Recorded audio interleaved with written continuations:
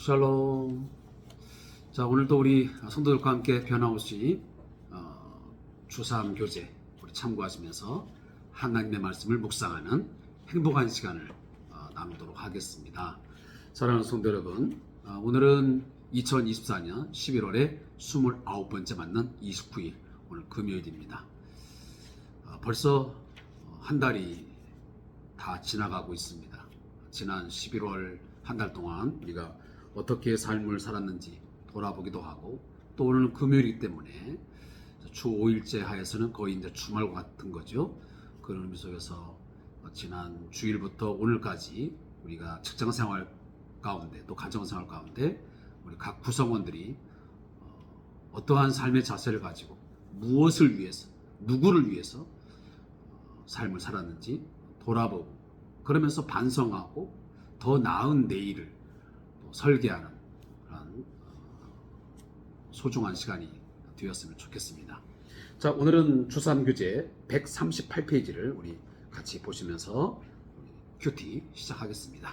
우리 기도하겠습니다.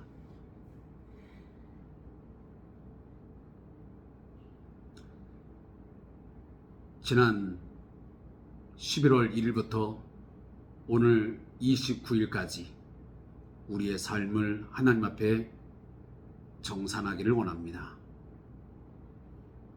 우리의 삶의 목적이 무엇이었으며, 또 그 목적을 위한 우리의 삶의 수단과 방법은 무엇이었는지 다시 한번 돌아보게 해 주옵소서. 또한 이제 24년 한 해가 딱 한 달여 남은 시간이 되었습니다. 한 해를 마무리하고 또 새로운 한 해를 준비하는 그런 시간들로 우리가 가치 있게 또 귀하게 잘 선용하게 하옵소서. 하나님, 오늘도 주의 말씀을 묵상합니다. 그 추운 날씨 가운데 땅이 얼었지만 녹아내리고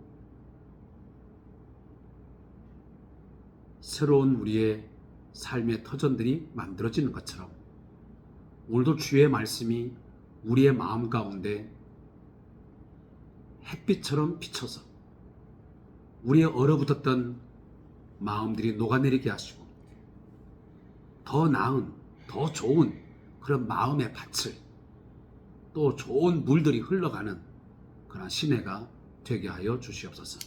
오늘도 말씀 묵상합니다. 하나님, 우리의 마음 가운데 함께 해 주옵소서.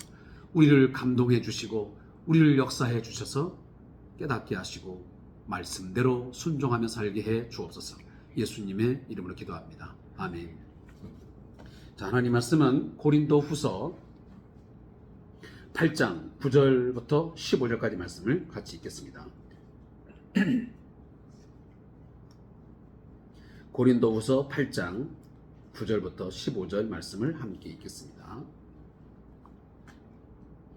우리 주 예수 그리스도의 은혜를 너희가 알거니와 부요하신 이로써 너희를 위하여 가난하게 되심은 그의 가난함으로 말미암아 너희를 부요하게 하려 하심이라. 이 일에 관하여 나의 뜻을 알리노니 이 일은 너희에게 유익함이라. 너희가 1년 전에 행하기를 먼저 시작할 뿐 아니라 원하기도 하였은즉 이제는 하던 일을 성취할지니 마음에 원하던 것 같이 완성하되 있는 대로 하라. 할 마음만 있으면 있는 대로 받으실 터이요 없는 것은 받지 아니하시리라. 이는 다른 사람들은 평안하게 하고 너희는 곤고하게 하려는 것이 아니요 균등하게 하려 함이니 이제 너희의 넉넉한 것으로 그들의 부족한 것을 보충함은 후에 그들의 넉넉한 것으로 너희의 부족한 것을 보충하여 균등하게 하려 함이라. 기록된 것 같이 많이 거둔 자도 남지 아니하였고 적게 거둔 자도 모자라지 아니하였느니라. 아멘. 자, 오늘 말씀의 제목은 그리스도의 성육신을 통한 동력입니다. 자, 오늘 본문을 요약한 내용을 주삼교재에 있는 것을 가지고 함께 나누어 보겠습니다. 자, 바울은 예수님의 성육신 사건을 언급하고 있습니다. 이 성육신을 다른 말로 우리가 인카네이션이라고 그렇게 영어로 표현합니다. 자, 이것은 다름 아닌 절대자 신이 창조주 하나님이 연약하고 또 부족한, 어떻게 보면 비천한 그런 모양을 가진 이 인간이 되셔서 인간 세상, 이 세상에 오신 것입니다. 이것을 우리가 성육신 사건이라고 말합니다. 그래서 우리 기독교의 가장 핵심이 뭐냐면 이 성육신의 복음입니다. 다시 말하면 하나님이 인간이 되셔서 우리 인간의 유익을 위해서 우리에게 또한 큰 복을 허락하기 위해서, 다시 말하면 하나님과 같은 그러한 영생을 누리게 하는, 그런 복을 누리게 하고자 그분이 친히 오셔서 우리를 위하여 십자가에 죽어 주신 것입니다. 자, 그 사건을 우리는 성육신 사건이라고 말하고 있습니다. 이 사건은 결코 허구이거나 소설의 이야기가 아닙니다. 이것은 역사적 팩트입니다. 그리고 분명히 역사적으로 존재했던 한 사건이었음을 우리는 이미 많이 우리가 들었습니다. 자, 하늘에서 부요하셨던 바로 성부 하나님이, 또한 성자 하나님이, 성령 하나님이 서로 삼위일체 하나님께서 서로 합의를 하셔서 결국은 성자 하나님이 이 세상에 오신 것입니다. 그래서 이 땅에서 가난하게 되신 그분이 육신을 입으시고, 그리고 그는 부자가 아닌 구유에 나셔서 매우 어렵고 힘든 고난의 삶을 사셨습니다. 그게 바로 가난하게 되심입니다. 그렇게 되심으로 그들을 풍성하게 하셨던 것처럼 자신의 물질을 희생하는 것이 마땅하다는 것입니다. 자, 고린도 교인들은 1년 전에 헌금을 약속했지만 지키지 않았기에 바울은 있는 대로 완성하도록 이 헌금을 독려하고 있습니다. 자, 어저께 제가 이제 말씀의 내용이 많아서 깊게 다루지 못했습니다. 좀 부족한 부분들은 나중에 여러분들이 섬기고 있는 교회의 목회자들을 통해서 좀 더 깊이 있게 여러분들 들을 수 있는 아마 기회가 있게 될 거라고 믿습니다. 혹여라도 그것이 궁금하다면 직접적으로 여러분들을 영적으로 지도하고 있는 또 교회 전도사님이나 또 목사님에게 의뢰하시면 아마 충분한 설명을 들을 수 있으리라고 생각합니다. 자, 오늘 이 고린도후서 8장이 있기 때문에 제가 8장 1절 부분만 잠깐 언급을 하고 지나가도록 하겠습니다. 자, 8장 부분은 다른 부분이 아니고 바로 이 헌금에 대한 부분입니다. 굉장히 민감한 부분입니다. 원래 사도 바울은 이 에베소에 이제 머물러 있다가 마게도냐를 이렇게 지나서 고린도에 가서 겨울을 지내려고 원래는 계획을 했었습니다. 그런데 갑자기 고린도 교회에서 들려오는 소식이 그리 좋은 소식이 들려오지 않고 상당히 염려가 되는 소식이 들려왔습니다. 우리가 잘 아는 대로 고린도 교회는 심각한 많은 문제들을 안고 있는 교회였습니다. 초반부터 우리가 알고 있지만 교회가 심한 분파로 인해서 분열이 극심하게 있었고요. 또 어떤 도덕적인 문제도, 성적인 문제도 있었고요. 또 우상 숭배가 굉장히 많았고요. 그리고 은사의 문제 등등 다양한 문제를 복합적으로 갖고 있던 그런 교회였습니다. 자, 그런데 이 고린도 교회가 또다시 이 문제에 휘말리면서, 특히 그 고린도 지역은 그 당시에 항구 도시이고 또한 상업이 발달되다 보니까 또 문화가 발달되었죠. 자, 그러면서 아마 그 안에서 음행의 문제도 있었고, 자, 근데 그 고린도 교회가 들려오는 소식이 너무도 심각하기 때문에 사도 바울이 이 마게도냐로 들리지 못하고 곧장 이 고린도로 가게 되었습니다. 그런데 고린도에 가서 많은 어려움을 겪었습니다. 특히 자신과 똑같은 유대인인 그 유대인들의 어떤 반대, 극심한 공격이 있었습니다. 그래서 어쩔 수 없이 다시 에베소로 돌아오게 되었습니다. 그리고 나서 이 사도 바울이 이제 편지를 쓰게 됩니다. 그게 눈물의 편지라고 합니다. 두 번째 편지라고 그러는데 이 편지는 현재 실존하지 않습니다. 안타깝게도. 그리고 나서 거의 한 6개월, 한 1년이 지난 이후에 이 고린도 후서를 지금 기록을 하고 있는 것입니다. 네, 이 고린도 후서는 이제 디도를 통해서 이제 들려진 소식을 접하고 나서 이 편지를 쓰고 있는 것입니다. 근데 다행히도 디도를 통해서 들려온 소식은 이 고린도 교회가 나름대로 신앙적으로 잘 성장하고 있다고 하는 그런 소식이 들려왔습니다.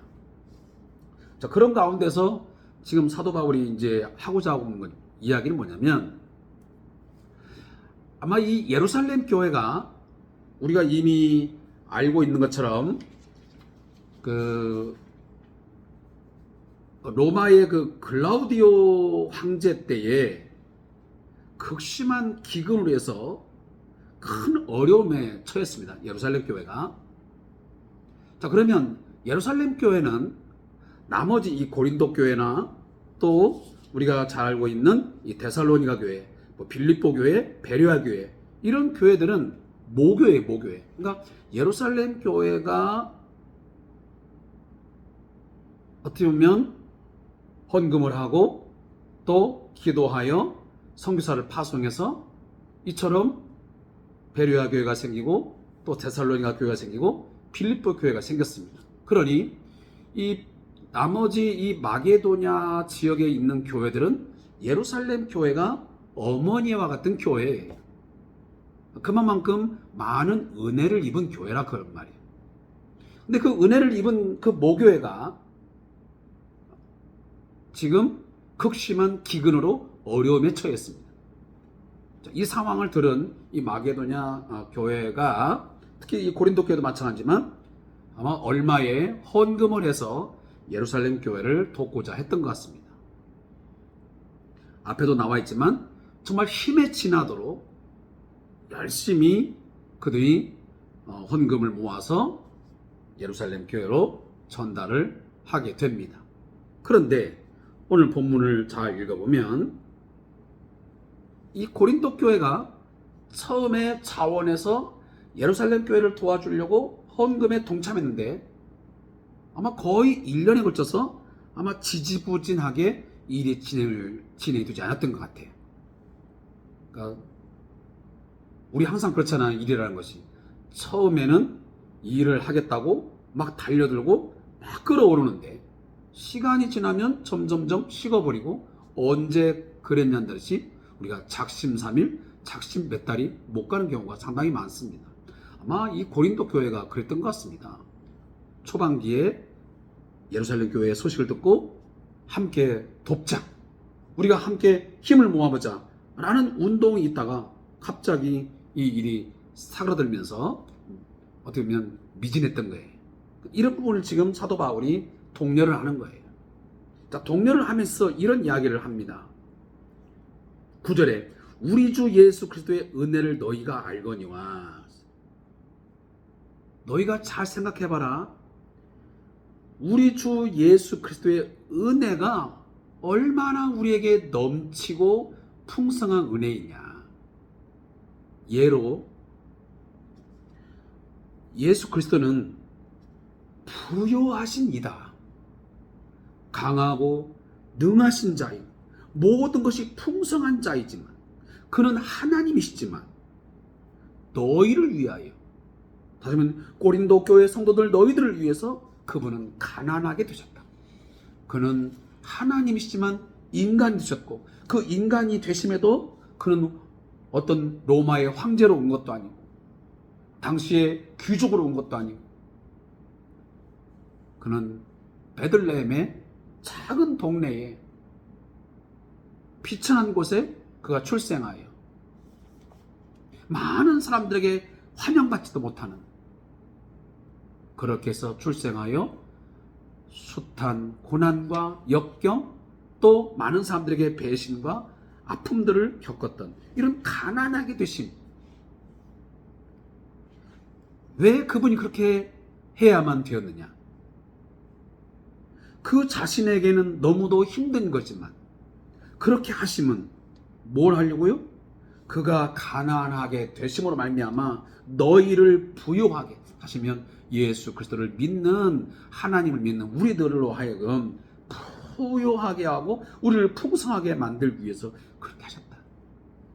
좀 쉽게 말하면 그가 인간이 되시고 이 세상에 와서 고난과 역경과 환난을 다 당하시면, 십자가에 자신의 몸을 내어 버리시면, 피 흘려 죽으시면 그 자신을 위한 것이 아니라 전적으로 누구를 위한? 우리들로 하여금 하나님의 자녀가 되게 하는, 죄사함 받아 하나님의 자녀가 되는 그 부요함, 그 복을, 영적인 그 부요한 복을 누리게 하기 위해서 그분은 친히 가난하게 되셨다. 그래서 이 일을 우리가 생각해 보면 이 은혜는 넘치고도 너무도 우리가 놀라운 것이다. 그런데 너희들이 그러한 은혜들을 받아가지고 1년 전에 행하기를 먼저 시작할 뿐만 아니라 원하기도 했는데 지금 너희들이 뭔가 이 일을 제대로 하고 있지 않다. 그러니 하던 일을 성취할지니 제발 하던 일을 다시 일으켜서 좀 풍성한 연보를, 하지만 헌금을 해달라. 그래서 이 예루살렘 교회 성도들을 좀 돕자라고 하는 것을 권면하고 있습니다.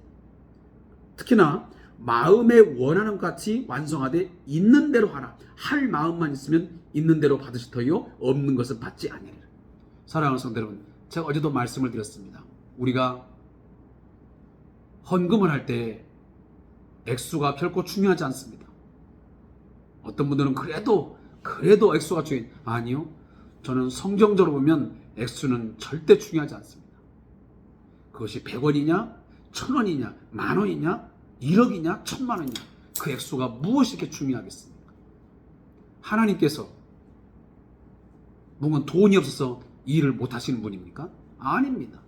문제는 우리가 얼마를 하느냐가 그 원인이 어떤 자신의 의를 드러내기 위해서, 자신의 어떤 업적이나 자신을 과시하기 위해서, 자신의 어떤 부요함 것들을 자랑하기 위해서 한다면 그 헌금은 1억을 해도 10억을 해도 하나님이 받지 않습니다.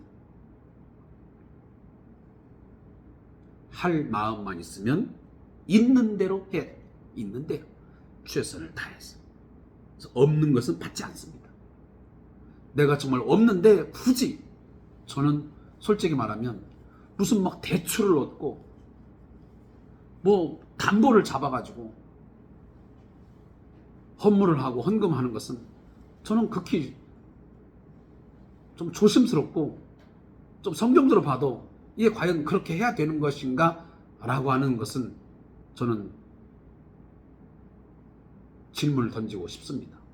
물론 제가 하는 말에 대해서 동의하지는 않는 목회자도 분명히 있을 것입니다. 그러나 저는 저 나름대로 주관적인 목회자로서의 양심적이고, 그리고 저 나름대로 신념은 뭐냐면, 오늘 말씀처럼 없으면 없는 대로, 그러나 있는 부분에 있어서는 최선을 다하는 것이 옳다. 근데 없는데 굳이 우리가 빚을 얻고 또 너무 지나친 그러한 것들을 하는 것은 오히려 신앙의 또 삶의 유익보다는 큰 부담으로 오히려 상처가 될 수 있는 상황도 있다는 것을 저는 여러분에게 말씀을 드리고 싶습니다. 따라서 없는 것은 없는 대로 여러분들이 마음으로 기도하시면서 여러분 봉사하시고요. 또 있으면 있는 대로, 할 수 있는 대로, 마음이 있는 대로 최선을 다해서 우리가 헌금을 할 수 있다면 그것이 바로 하나님이 받으시기에 합당한 저는 헌물이요 또 예물이라고 믿는 것입니다. 그래서 하나님은 여러분의 마음을 중심을 보시고 마음을 받는 것이지 물질을 많이 드렸다 하나님이 감동하시고 조금 드렸다 해서 우리로 하여금 무시하거나 멸시하거나 우리에게 어떤 핀잔을 주시는 그런 하나님은 결코 아니십니다. 그건 우리의 인간적인 생각의 한계이지 결코 하나님은 그렇지 않다는 것을 제가 다시 한번 강조해서 말씀을 드리고 싶습니다. 그리고 자, 오늘 사도 바울이 이 고린도 교회에게 이제 헌금을 이야기하면서 이런 얘기합니다. 하나님은 다른 사람들은 평안하게 하고 너희는 곤고하게 하려 하는 것이 아니요 균등하게 하라. 하나님은 자, 예루살렘 교회가 지금 굉장히 어려운 지경에 이르렀어요. 그래서 지금 마게도냐 교회의 성도들의 헌금을 지금 이렇게 하려고 하는 형태를 지금 띠고 있다. 그러면 사도 바울이 지금 하는 이야기는 너희들이 갖고 있는 물질을 가지고 예루살렘 교회를 도와가지고 너희들은 없게 하고 너희들은 궁핍하게 만들고 예루살렘 교회는 부자로 만들기 위해서 하시느냐? 그것이 아니라는 겁니다. 뭐하기 위해서? 균등하게. 다시 말하면 우리가 시소를 알잖아요. 어느 한쪽에 너무 기울면 이쪽의 것을 좀 떼서 이쪽으로 가져다 주면 이것이 밸런스가 맞는 거잖아요. 우리가 국가의 세금도 마찬가지잖아요. 특히 복지 예산을 편성하고 국가가 세금을 활용하는 이유 중에 첫째가 뭐냐면 바로 균등한 삶이에요. 있는 사람들의 것들을 세금으로 얼마씩 이렇게 떼어서 사회적인 가난한 자들, 소외자들을 도와서 그들도 기본적인 삶을 받쳐주고 어떤 인간적인 삶을 살아갈 수 있도록 저는 최저라는 삶, 사실 최저라는 말을 저는 좀 별로 좋아하진 않습니다. 사실은 최저라는 삶보다는 최적의 삶을 만들어주는 게 사실 맞는 거죠. 그냥 최저 생계만 하게 만자라는 것보다는 어떤 최적당한 가장 적절한 삶을 살아가도록 만들어주는 것이 가장 사회보장제도가 잘 되어 있는 또 뭔가 제대로 건강한 저는 국가요 건강한 사회라고 저는 믿는 것입니다. 그래서 좀 가진 자들은 없는 자들을 위해서 얼마를 떼어서 나누어 줌으로 뭔가 이 균등 있는 그런 사회를 만들어가는 것이 가장 건강하고 행복한 세상이에요.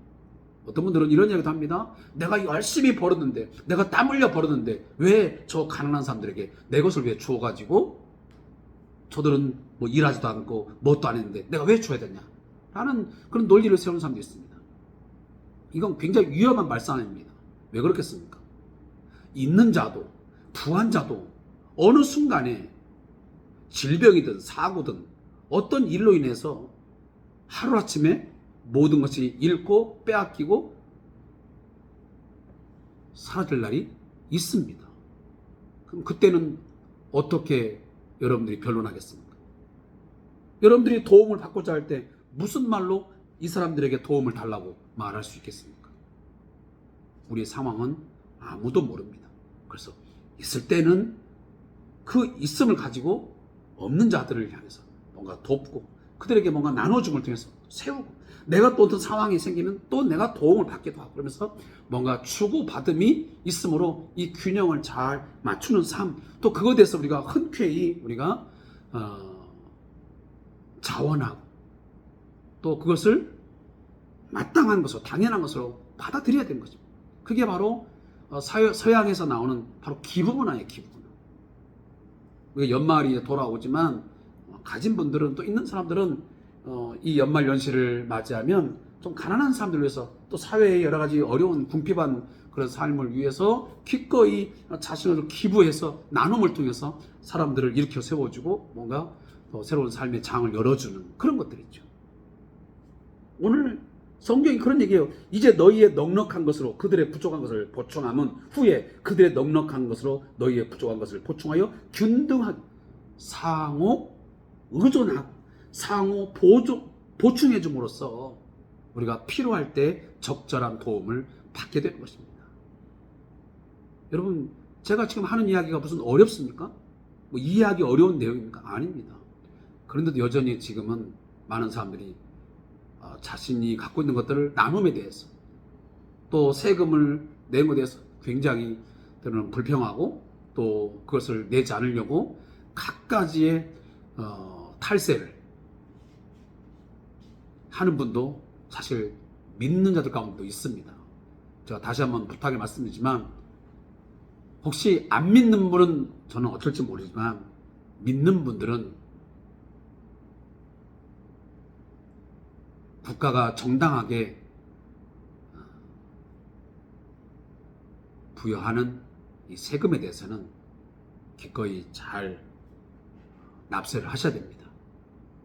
그리고 그 이상도 내가 가진 것들을 나눌 수 있으면 나누어서 이 사회가 서로 균등하게 잘 살아가고, 그래서 또 내가 또 필요할 때는 또 적절하게 도움받아서 삶의 어떤 디딤돌을 갖고 또 새로운 장을 열어갈 수 있도록 하는 것이 가장 좋은 그런 이웃관계요, 행복한 삶 아니겠습니까? 그런 부분들을 오늘 본문에서 하는 것처럼 우리 꼭 그렇게 할 수 있기 바라서, 많이 거둔 자도 남지 아니하고 적게 거둔 자도 모자라지 아니하. 하나님은 모든 인간들에게 이동할 양식을 허락하시고 이동할 양식으로 만족하시길 원하시요. 출애굽 광야의 이스라엘 백성들이 욕심껏 많이 거두어봤자 어떻게 됐습니까? 다음날 썩어서 없었습니다.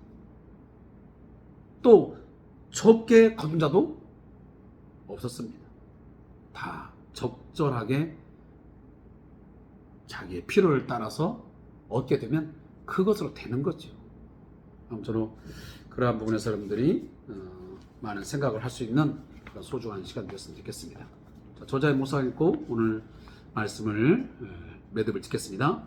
자, 고린도의 성도들은 1년 전에 헌금을 하기로 자발적으로 약속을 했습니다. 다시 말하면 예루살렘 교회의 이 어려움을 돕기 위해서 약속을 했습니다. 그러나 그동안 지지부진한 채로 헌금을 보내지 않았습니다. 그렇기 때문에 바울은 이 고린도 후서의 편지를 통해서 여러 가지 말로 헌금을 완성해서 보낼 것을 지금 촉구를 하고 있습니다. 성도 가운데도 말로 거창하게 계획을 세우고는 실제로 행동하지 못한 사람이 종종 있습니다. 작심 3일, 작심 몇 달 못 가는 사람이죠. 이런 사람은 다른 사람 앞에서 자신의 체면을 중요시하는 경우가 많습니다. 일단 어떤 일을 할 것인가 말은 쉽게 하지만 그 일을 직접 행동으로 실천하는 것은 어렵습니다. 그리고 지속적으로 하는 것 참 어렵습니다. 어떤 일을 한다고 해서 말해서 명예를 얻을 위해 실제로 행동할 때 치러야 하는 대가나 희생을 꺼리는 것입니다. 여러분 잘 보시면 알잖아요.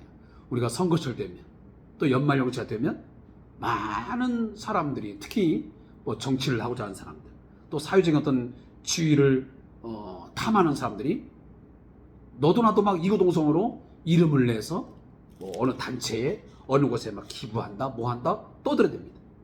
그러나 그것이 때로는 일시적이고, 때로는 어떤 사람들은 그냥 말로 할 뿐, 실제적으로는 매우 조금만 할 뿐 나머지 것들은 결국 행하지 않는 그런 어처구니 없는, 정말 화가 나게 하는 그러한 사람들도 가끔 있습니다.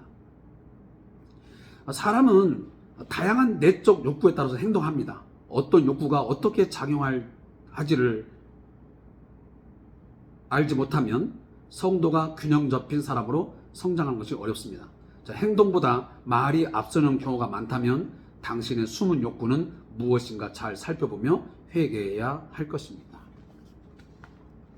자, 뭔가를 한다고 말을 할 때는 그것이 혹시나 내 욕심을, 내 욕망을 채우기 위해서 그냥 일시적으로 하는 말인지, 아니면 진정으로 내가 이웃을 위해서 정말 뭔가 섬기고 헌신하고자 내가 그 일을 말하고 내가 행하려고 하는 건지를 돌아보라는 것입니다. 왜? 때로는 우리가 자선을 하고 어떤 선한 행위를 할 때에 본질은, 그 본심은 다른 데 있는 경우가 있기 때문에 그렇습니다. 자, 그런 부분을 잠시 한번 잘 생각해 보고 우리가 함께 참여했으면 좋겠습니다.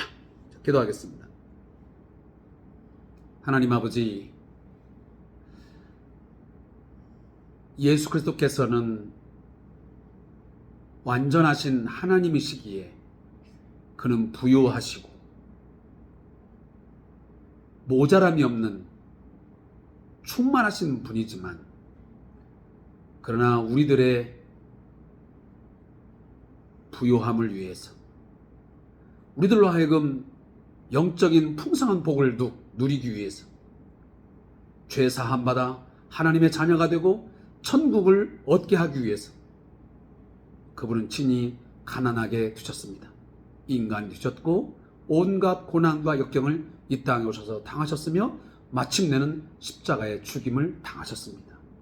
이러한 은혜를, 이 큰 사랑을 받은 저희들, 이제는 주를 위해서, 우리가 이웃을 위해서 섬기고 또 그들을 살리며 그들을 풍성하게 하는 데에 우리의 몸도 마음도 때로는 우리의 물질로 섬긴 데서 주저하거나 우리가 인색하지 말게 하옵소서.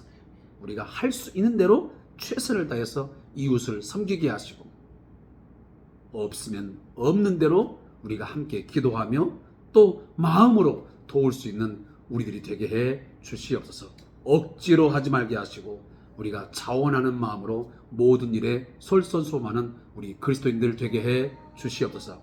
국가가 하고 있는 모든 정당한 이 세금 징수, 이런 부분에서 우리가 자발적으로 우리가 함께 동참하여 우리 이 사회가, 우리 국가가 균등하게, 정말 공평한 또 균등한 사회가 되어갈 수 있도록 인도해 주세요. 예수님의 이름으로 기도합니다. 아멘.